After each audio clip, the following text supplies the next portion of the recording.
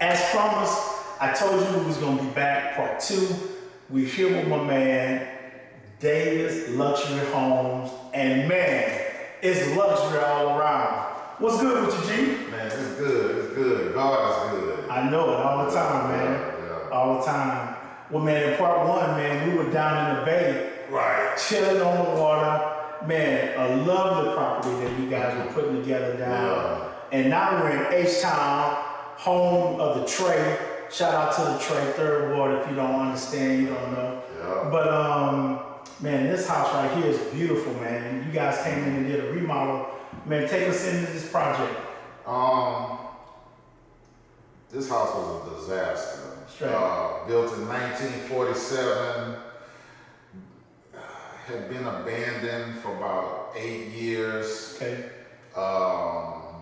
A young lady at the church, one of the elders, I say she's a young lady. Absolutely. I asked her if she wanted to sell the house at the time. She said no.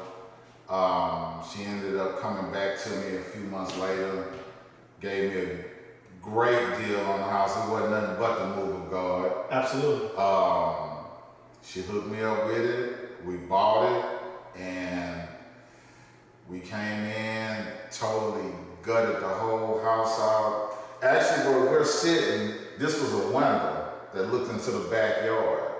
Those are facts. I was here, I saw it. I saw it. So Yeah. true to it, absolutely. And we did some add-on, redid the floors, redid the stairs, totally gutted out the house, new everything. Basically, this is an old / new construction. Absolutely. Yeah. I'm so glad you said that, man. Sitting here in this property, I'm gonna take a quick spin because that's how our lives are sometimes. You know what I mean?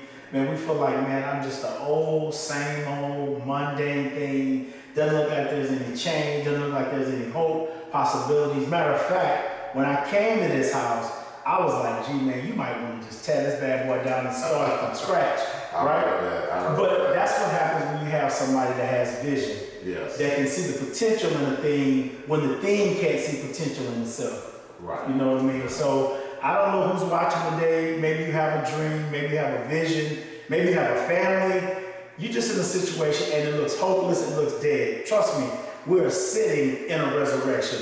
This house has been masterfully resurrected, and it's just exciting, man. I love vision. I love seeing new things come out of old things. So talk to me about the whole mindset. You have to have a game plan to do something like this. It's not like it's gonna happen in a couple of days, a couple of weeks, a couple of months. Yeah. Tell me the mindset or the game plan to do something like this. Basically, the first thing we did, once we bought the property, me and my partner, we came in here and had to pull the board off the back door. Walked in here and we was like, okay, what we gonna do? Gotcha. And I remember we were sitting down in the middle of the house and just kind of looking around, and then it comes to you. Right. Okay, we're gonna take this wall out. Gotcha. Hey man, it's enough room back here in the backyard.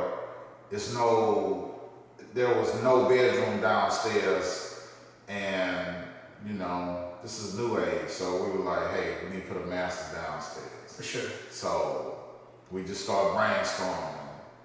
Okay, we added on to the back of the house. We added a giant master downstairs. Beautiful, it came out nice.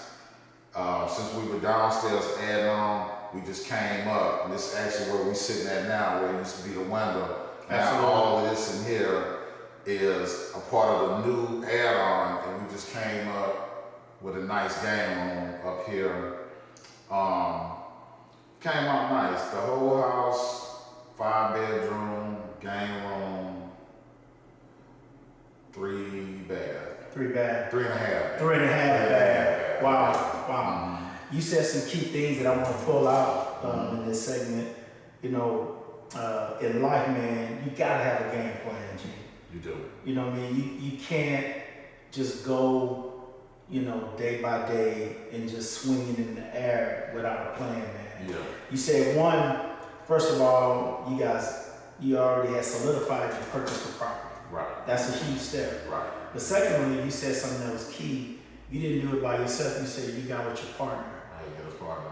You and your partner, you came in, and before you did any work, you sat down and you began to define what your game plan was. Right, because we had to find out,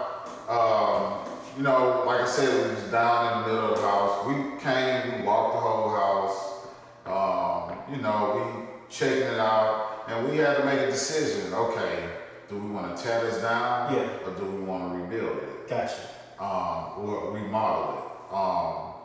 We decided after messing with it a while, we came up here, went up in the attic, and got up under the house and decided, hey man, this house is still strong. Absolutely. So we wow. were like, hey, let's do some tweaking, and just go and bang it out. Whoa, man, you dropping dimes on me, man. You have to slow it down, man.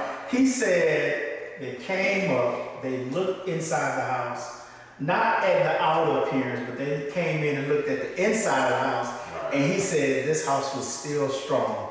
I want to tell somebody, I know your life looked jacked up. It looked like it's broke down, no hope on the side of the road. I'm here to tell you that the inside is still strong. I'm gonna stop, man. You dropping these dimes on me, man. I can't let them pass, man. Yeah. So I know people are watching this interview right now, and they may be just seeing part two. I want to kind of go back to some of the things you talked about in part one. Okay. I asked you about just the house game, man. Our relationship goes back 40 plus years. And, back in the day, I never knew, I never would have guessed that you would end up being a home builder, designing homes, right. Remodeling that type. Not saying that you couldn't have, but just based off of our relationship. Yeah. The reason that I say that is sometimes the things that we're looking for in life, they're already on the inside. Right. And so last week we kind of touched upon, like, how did you run into this thing? And you said a couple of things. You said one, it started as a young boy, you was hanging with your grandfather as he did different jobs, right? So you were exposed to it. Yes. And then later on, you said after your father, retired from his job, man, he began to build homes. Yeah. Right? So now you have another opportunity to be around it, see it, touch it, right? Right. And man, probably the craziest part of our whole conversation is when you told me that you read a book. Yeah. You read a book. You didn't. Amazon. Yeah, off of Amazon. You didn't go talk to the house guru. No. You didn't go to the workshop. You didn't pay $15,000, to get this skill or none of that. You said you read a book. I read the book. Now, go right ahead, man. Now, don't get me wrong. That book didn't just turn me into a master builder. For sure. But the book gave me the seed to understand how the process goes. Okay. Now, even though I read that book from cover to cover several times. Sure. My first couple of bills, I was still running back to that book. Absolutely. Oh, okay, this is what I do next. Gotcha. That type of situation. And hey, anything you do, if you really want it, it's not gonna come easy. Wow. Man, listen, I know I have a myriad of viewers, and so we're talking about the house game, but for me, it's about taking these applications and making them life applications. Right. You gotta start somewhere. Now, I don't know the process of you just having a hunger. Let me say it this way. Obviously, there was a hunger for you to search out and say, hey, without having any knowledge, I'm gonna buy this book off of Amazon, and whatever I get out of this book, hey, this could be the beginning of something, right? If you're talking to someone, whether it's the house game, whether it's a business they're trying to start, or something they may have been doing for a while, what would your advice be to them in terms of getting that spark?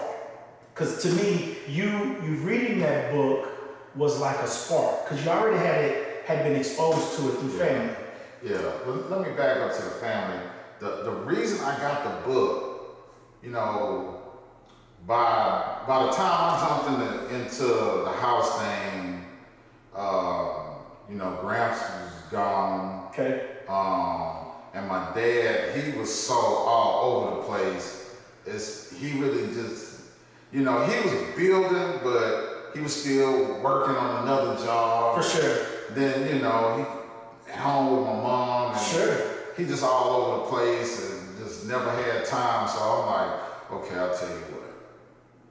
Let me try to do some research on this. That way, by the time I link up with my dad on something, I can already have some knowledge. Gotcha. I got you. So that's what I'm just one night messing around on the computer and just Googling stuff, and the book popped up. And hey man, I got it off Amazon and I ran with it. That's great. Yeah. This podcast is also about exposure and just not telling you, but just giving you practical steps that you may already know to do, but you're just not doing. Right. And so for me, it was an eye-opening experience, you know, walking you through it, because I didn't know that had been a period where, even though, you know, we like brothers, but it's just been a period where we really hadn't been in touch the way we normally have. Just like, you have a family, I have a family, you have kids, I have kids, that type of thing. So when we came back together, you know, you're in a house game now. Man, you took me through the city and listened to me. Whoa, I'm seeing his work, and I'm like, okay, hold on. I knew this guy, but now it's this guy. Right. And so I'm seeing all of these beautiful homes, and you talked up to me, you know, about how they came forth, how you built them, the good in it, the bad, the ugly, all of it. And I'm just like, okay, I understand building, right? I understand building. So you're doing something in the natural, right, that comes out and you get a physical product. Our lives are no different. Right. So I'm taking the time to ask you these questions. I want people to walk away saying, yeah, G is a builder of houses, but what am I a builder of, right? Right. And I've learned this, you've learned this, we have to use what's in our hand. And hopefully the viewer can walk away saying, man, I can see how the guy used what was in his hand, right?